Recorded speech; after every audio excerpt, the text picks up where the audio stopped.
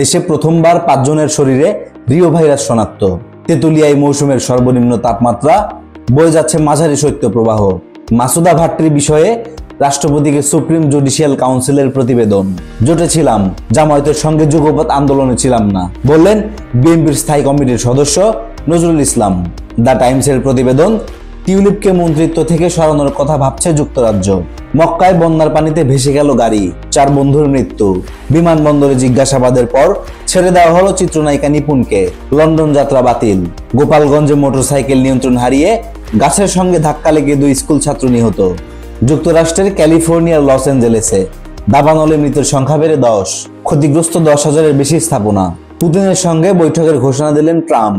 গাজায় একদিনে নিহত আরো 70 ফিলিস্তিনি, প্রাণহানি ছাড়ালো 46,000।